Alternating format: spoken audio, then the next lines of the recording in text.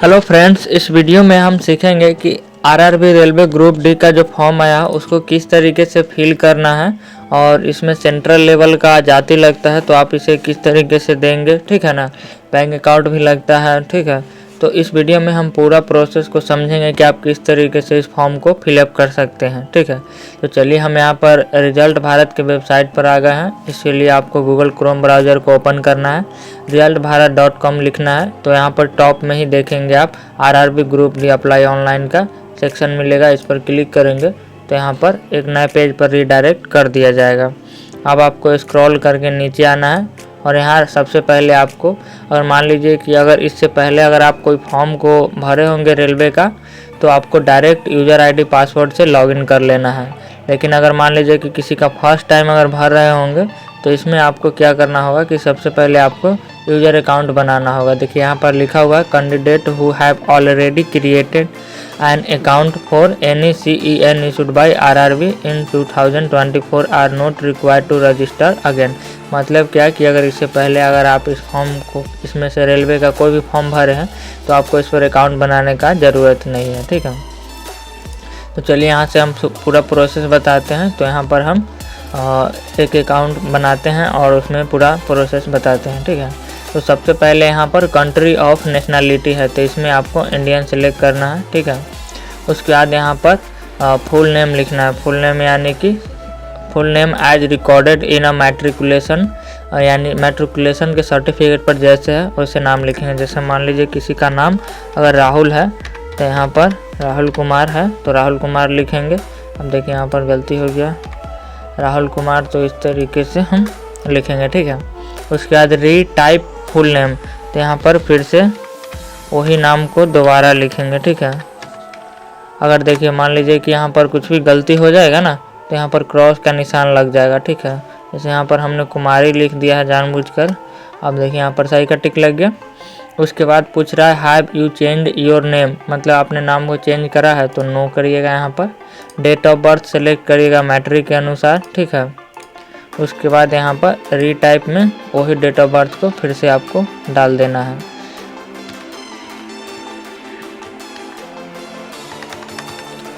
उसके बाद यहाँ पर जेंडर को बताना है, जैसे मेल है या फिर फीमेल है, तो यहाँ पर मेल है तो हम यहाँ पर मेल को सिलेक्ट करते हैं। उसके बाद फिर से हमको सिलेक्ट करने के लिए बोला गया है रीसिलेक्ट, मतलब हर एक चीज़ को 2 बार आपको डालना है। फादर नेम है तो यहाँ पर हम फादर नेम डालेंगे, ठीक है।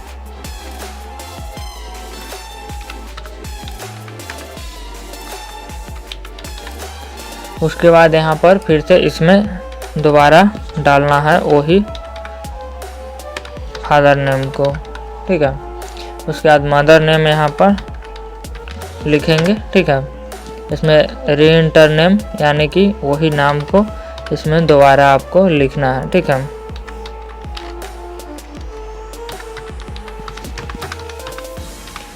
उसके बाद आपको यहाँ पर एक ईमेल आईडी को देना है और एक मोबाइल नंबर को देना है और जनरेट OTP वाले ऑप्शन पर क्लिक करेंगे तो यहाँ पर OTP मतलब भेजा जाएगा आपके ईमेल पर।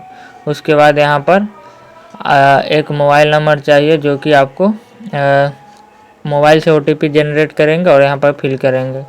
उसके बाद यहाँ पर आधार नंबर को फिल करना है, जनरेट OTP वाले ऑप्शन पर क्लिक करना है और यहाँ पर OTP को फिल करेंगे। या ध्यान रहे जहाँ भी स्टार मार्क लगा हुआ है उसको देना मैंडेटरी है। अगर आप चाहेंगे कि बिना आधार लिंक मोबाइल नंबर पर OTP गिरा के यहाँ पर डाल दे तो ऐसा पॉसिबल नहीं है। जैसे ही आप आधार नंबर डालेंगे यहाँ पर जनरेट OTP वाले पर क्लिक करेंगे तो आधार से जो भी मोबाइल जुड़ा रहेगा उस पर ही OTP जाएगा। उसके बाद वेरीफाई वाले ऑप्शन पर क्लिक करेंगे, ठीक है। उसके बाद यहाँ पर इस चेक बॉक्स को क्लिक करना है। यहाँ पर क्रिएट योर पासवर्ड बोला गया है, तो जैसे मान लीजिए कि यहाँ पर हम राहुल का फॉर्म भर रहे हैं तो यहाँ पर हम R कैपिटल लिखेंगे, बाकी सब स्मॉल राहुल लिख देते हैं, ठीक है ना। @1 2 3 ऐसे करके फिर कंफर्म में वही पासवर्ड को डालेंगे, आई एम नॉट रोबोट। उसके बाद preview and create an account वाले ऑप्शन पर क्लिक करेंगे, ठीक है। तो इतना करने के बाद हम आगे का प्रोसेस आपको बतलाते हैं।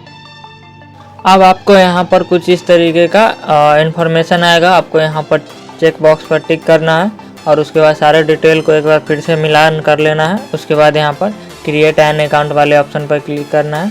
प्रोसीड वाले ऑप्शन पर क्लिक करना। फुल अकाउंट क्रिएट हो जाने के बाद आपको यहाँ पर मोबाइल नंबर या फिर ईमेल आईडी को डालना है और उसके बाद आपने जो भी पासवर्ड बनाया है उसको डालना है। इस कैप्चा कोड को मतलब यहाँ पर टिक करेंगे और यहाँ लॉगिन वाले ऑप्शन पर क्लिक करना है। तो चलिए हम यहाँ पर इसको फिल करते हैं। पहले ऑप्शन पर क्लिक करेंगे तो कुछ इस तरीके से आपका लॉगिन होने पर दिखेगा, ठीक है। अब यहाँ पर आपको यहाँ से भी ऑनलाइन एप्लीकेशन का ऑप्शन दिखेगा और ऊपर में भी ऑनलाइन एप्लीकेशन है। तो आप जहाँ से आपका मतलब सुविधा लगता है आप वहाँ पर क्लिक करेंगे। यहाँ पर आई एम नॉट करेंटली वाला ऑप्शन पर टिक करना है। उसके बाद यहाँ पर आप जिस भी जोन से भरना चाहते हो उस जोन को सिलेक्ट करेंगे। अगर आप इसे देखना चाहते हैं कौन से जोन में सबसे ज़्यादा सीट है या फिर, तो यहाँ पर आपको फिर से रिजल्ट भारत खोल लेना है और यहाँ पर देखेंगे रेलवे ग्रुप डी वाला ऑप्शन में जाएंगे तो यहाँ पर कौन से रीजन में कितना पोस्ट है, जनरल, ओबीसी, ईडब्ल्यूएस का, वो आप यहाँ से देख सकते हैं। तो हम यहाँ पर मुंबई को सिलेक्ट करते हैं। उसके बाद यहाँ पर नेक्स्ट वाले ऑप्शन पर क्लिक करना है। जैसे ही आप मुंबई सेलेक्ट करेंगे तो उसके बाद कुछ इस तरीके का आपका डैशबोर्ड खुलेगा, जिसमें कि आपका जो भी आपने रजिस्ट्रेशन करते वक्त डिटेल को भरा होगा वो सारे चीज़ आ जाएंगे। जैसे कि यहाँ पर कंट्री ऑफ नेशनलिटी आ जाएगा, डेट ऑफ बर्थ आ जाएगा और यहाँ पर एज कैलकुलेट हो जाएगा। यहाँ पर आपका नाम दिखाएगा, ठीक है। यहाँ पर फादर नेम, यहाँ पर मदर नेम शो होगा, यहाँ पर जेंडर शो होगा, ईमेल शो होगा और मोबाइल नंबर शो होगा। उसके बाद आपको यहाँ पर मैरिटल स्टेटस को सिलेक्ट करना है कि आपका शादी हो चुका है या फिर नहीं। अगर नहीं हुआ तो अनमैरिड सेलेक्ट करेंगे, शादी हो रखा होगा तो मैरिड सेलेक्ट करेंगे। यहाँ पर रिलीजन बताना है कि आप हिंदू हैं कि मुस्लिम है, इसको बताएंगे। यहाँ पर मदर लैंग्वेज को बताएंगे, ठीक है। उसके बाद यहाँ पर लैंग्वेज ऑफ एग्जामिनेशन, तो यहाँ पर आप हिंदी को सिलेक्ट करेंगे। यहाँ पर permanent visual mark of identification, यहाँ पर आप पहचान चिन्ह बताएंगे, कोई ऐसा कटा हुआ जला हुआ का निशान बताएंगे जिससे कि पहचान हो सके, ठीक है ना। यहाँ पर एक और पहचान चिन्ह है तो आप डालेंगे, नहीं तो आप डायरेक्ट नोट अप्लीकेबल कर देंगे, ठीक है।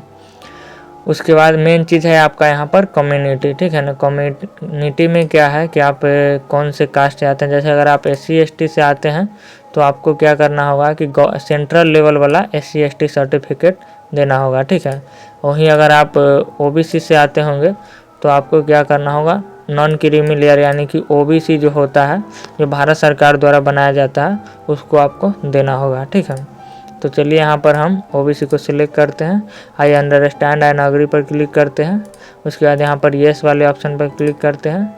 यहाँ पर नेम ऑफ कास्ट को देना है, ठीक है ना। कम्युनिटी सर्टिफिकेट यहाँ पर डालेंगे जो कि BOBCCO करके स्टार्ट होगा। यहाँ पर कौन किसके द्वारा जारी किया गया है, तो यहाँ पर रेवेन्यू ऑफिसर जो कि वहाँ पर लिखा हुआ होगा, जैसे मैं आपको दिखा देता हूँ। ये OBC है तो यहाँ पर आप देखेंगे तो यहाँ पर आपको लिखा हुआ रहेगा, जैसे यहाँ पर राजस्व अधिकारी लिखा हुआ है, इसका मतलब होता है रेवेन्यू ऑफिसर, ठीक है। तो यहाँ पर आप इस ऑप्शन को सिलेक्ट करेंगे, revenue officer not below the rank tehsildar. यहाँ पर आप उस चीज़ को बताएंगे कि कौन से स्टेट से आपका जारी हुआ है। उसके बाद यहाँ पर डेट ऑफ मतलब इशू डेट बताएंगे कि कौन से डेट को इशू हुआ है। ये भी आपके डॉक्यूमेंट पर मिल जाएगा, यहाँ पर रहता है ऊपर में। जैसे यहाँ पर है 2/12/2024 है तो इस डेट को आपको बताना है, ठीक है। उसके बाद यहाँ पर स्टेट बताना है कि कौन से स्टेट से आप बिलोंग करते हैं, डिस्ट्रिक्ट चूज करना है, ठीक है। उसके बाद फुल एड्रेस लिखना है, जैसे यहाँ पर मान लीजिए कि विलेज लिख दीजिएगा। उसके बाद स्पेस देके पोस्ट लिख दीजिएगा, पुलिस स्टेशन को बताइएगा, ठीक है। यहाँ पर आप अपना नियरेस्ट सिटी या टाउन बता सकते हैं। यहाँ पर पिन कोड लिखेंगे जो कि आधार कार्ड पर लिखा हुआ रहता है। और यहाँ पर अगर टिक कर देंगे अगर आपका परमानेंट एड्रेस और प्रेजेंट एड्रेस सेम रहेगा तो, ठीक है। उसके बाद यहाँ पर सेव वाले ऑप्शन पर क्लिक करेंगे। अब आपको यहाँ पर डिटेल को सेव करने के बाद नेक्स्ट वाले ऑप्शन पर क्लिक करना है। नेक्स्ट में आपको क्या करना है, यहाँ पर अदर डिटेल को फिल करना है। अदर डिटेल में आप सबसे पहले बताएंगे are you an ex serviceman, अगर है तो येस पर जवाब देंगे तो किस तरीके का है, आर्मी, नेवी, एयरफोर्स। अगर नहीं है तो डायरेक्ट आप नो वाले ऑप्शन पर क्लिक करेंगे। उसके बाद यहाँ पर डिसेबिलिटी के बारे में पूछा है तो आप यहाँ पर येस नो में बता सकते हैं, ठीक है। उसके बाद यहाँ पर स्क्राइब है तो यहाँ पर आपको नो सिलेक्ट करना है। उसके बाद यहाँ पर बोला गया है are you EBC certificate holder, तो आपको इसको नो सेलेक्ट करना है, अगर है तो यस में बता सकते हैं।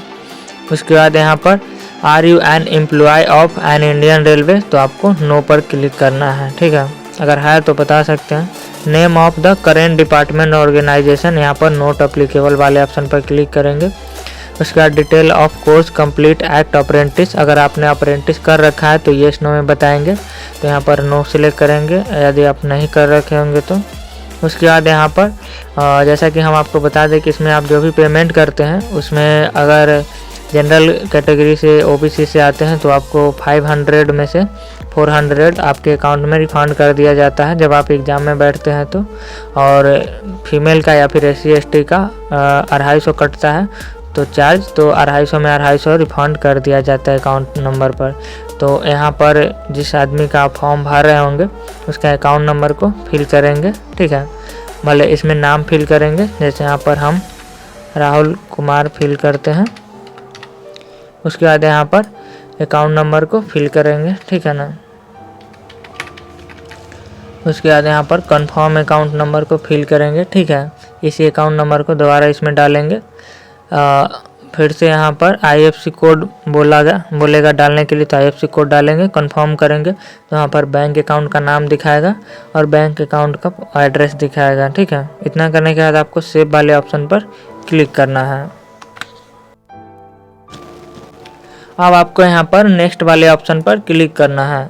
जैसे ही नेक्स्ट वाले ऑप्शन पर क्लिक करेंगे तो यहाँ पर क्वालिफिकेशन डिटेल पूछा जाएगा, तो इसमें सबसे पहले मैट्रिकुलेशन को सिलेक्ट करेंगे। यहाँ पर स्टेट को बताएंगे कि आप कौन से स्टेट से पास आउट किए हैं, डिस्ट्रिक्ट को बताएंगे, ठीक है। उसके बाद यहाँ पर बोर्ड का नाम लिखेंगे, जैसे अगर मान लीजिए कि कोई बिहार बोर्ड से पास किया है तो BSEB PATNA पटना लिखेंगे, ठीक है।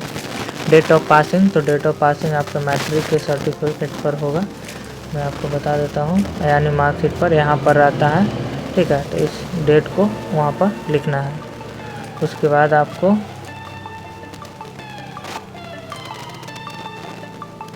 रोल नंबर को बताना है, रोल नंबर भी उसी पर रहता है, यहाँ पर देखेंगे तो आपका रोल नंबर दिया रहेगा, ठीक है। उसके बाद आपको यहाँ पर बोला गया है सीरियल नंबर यानी कि सर्टिफिकेट नंबर, इसको आप यहाँ पर देखेंगे तो यहाँ पर देखिए, यहाँ पर सर्टिफिकेट नंबर लिखा हुआ रहेगा, अगर इस पर नहीं है तो आप सर्टिफिकेट देख सकते हैं, उस पर भी लिखा हुआ रहता है। उसके बाद यहाँ पर ऐड वाले ऑप्शन पर क्लिक करेंगे। उसके बाद यदि आपके पास IIT का डिग्री है तो आप उसे लगा सकते हैं, ठीक है, बट ये मैंडेटरी नहीं है, आप केवल मैट्रिक के सर्टिफिकेट भी लगा सकते हैं। उसके बाद आपको नेक्स्ट वाले ऑप्शन पर क्लिक करना है। नेक्स्ट स्टेप में आपको क्या करना है, यहाँ पर फ़ोटो को अपलोड करना है। तो फ़ोटो को अपलोड करने के लिए आप यहाँ पर कुछ गाइडलाइन दिए हुए हैं, उसको फॉलो करेंगे। जैसे यहाँ पर recent colour passport size white background में फ़ोटो होना चाहिए, ठीक है। इमेज का साइज़ दिया हुआ है यहाँ पर 35 mm और 45 mm, या फिर अगर पिक्सल में देना चाहें तो 320 × 240 पिक्सल में दे सकते हैं, ठीक है। उसके बाद JPG या फिर JPEG फॉर्मेट में होना चाहिए। इमेज का साइज जो होना चाहिए 50 से 100 KB के अंदर होना चाहिए, ठीक है। उसके बाद यहाँ पर अगर आप सैंपल देखना चाहते हैं तो व्यू सैंपल वाले ऑप्शन पर क्लिक करेंगे तो कुछ इस तरीके से दिखाएगा कि ये सब फ़ोटो नहीं चलेगा, जैसे ब्लर फ़ोटो नहीं चलेगा, ये चश्मा हुआ लगाया हुआ फ़ोटो नहीं चलेगा, कुछ इस तरीके का रहेगा तो चलेगा, ठीक है। तो इस तरीके से आपको इस गाइडलाइन को ध्यान में रखते हुए इमेज को बनाना है। अगर इमेज बनाने नहीं आता है तो यहाँ पर जाएंगे, गूगल में सर्च करेंगे PI7, ठीक है ना, PI7 लिख करके आपको सर्च करना है। गलती से यहाँ पर IP7 लिखा गया, PI7 लिखेंगे। यहाँ पर कंप्रेस इमेज वाले ऑप्शन पर क्लिक करेंगे, सिलेक्ट इमेज पर क्लिक करेंगे। जिस भी इमेज को आप कंप्रेस करना चाहते हैं उस इमेज को सिलेक्ट करेंगे। यहाँ पर रिसाइज पिक्सल वाले ऑप्शन पर क्लिक करेंगे। मेंटेन एस्पेक्ट रेशियो पर टिक हटा करके यहाँ पर जो भी विड्थ और हाइट है उसको डालेंगे। जैसे विड्थ यहाँ पर 240 बोला गया है, तो देखिए यहाँ पर विड्थ 240 है, तो यहाँ पर हमने 240 डाल दिया है और हाइट में 320 डालेंगे। रिसाइज इमेज पर क्लिक करेंगे और यहाँ पर साइज़ बोला गया है, कितना साइज़ बोला गया 50 से 100 KB में, तो आप इससे थोड़ा सा कम कर लीजिए, जैसे 95 करेंगे। रिड्यूस इमेज वाले पर क्लिक करेंगे। उसके बाद यहाँ से इमेज को डाउनलोड कर लेंगे, ठीक है ना। तो इस तरीके से आपको फ़ोटो और सिग्नेचर को बना लेना है, ठीक है। अगर वाइट करना चाहते हैं बैकग्राउंड को तो बीजी रिमूवर सर्च करेंगे, यहाँ पर जा कर के बीजी रिमूवर लिखेंगे। अगर मान लीजिए कि बैकग्राउंड उसका वाइट नहीं है इमेज का, तो उस केस में, ठीक है, यहाँ पर अपलोड इमेज करके यहाँ से इमेज को अपलोड करके ठीक उसी तरीके से डाउनलोड कर लेंगे। तो चलिए यहाँ पर हम ब्राउज पर क्लिक करते हैं, इमेज को सिलेक्ट करते हैं, ओपन वाले ऑप्शन पर क्लिक करते हैं और यहाँ पर सही पर टिक करते हैं। तो हमारा इमेज सक्सेसफुली अपलोड हो चुका है। उसके बाद सिग्नेचर को अपलोड करना है, तो यहाँ पर फिर से ब्राउज। अब आपको यहाँ पर नेक्स्ट वाले ऑप्शन पर क्लिक करना है। एक चीज़ का ध्यान रखेंगे, सिग्नेचर अपलोड करने में आपको अगर प्रॉब्लम होता है तो आप क्या करेंगे, प्रिंटर से ना स्कैन करके आप मोबाइल के डायरेक्ट कैमरा से फ़ोटो क्लिक करेंगे और डायरेक्टली अपलोड करेंगे। वहाँ पर क्रॉप कर लेंगे, आप क्रॉप व्रॉप नहीं करेंगे, ठीक है ना। तो आपका सिग्नेचर अपलोड हो जाएगा। इसको वाइट करने की कोशिश ना करेंगे, ठीक है। उसके बाद नेक्स्ट वाले ऑप्शन पर क्लिक करना है। अब यहाँ पर आपको पोस्ट प्रेफरेंस चुनना है, ठीक है। तो आप अपने अनुसार देख लेंगे, जो भी पोस्ट प्रेफरेंस आप देना चाहते हैं उसको दे सकते हैं, ठीक है।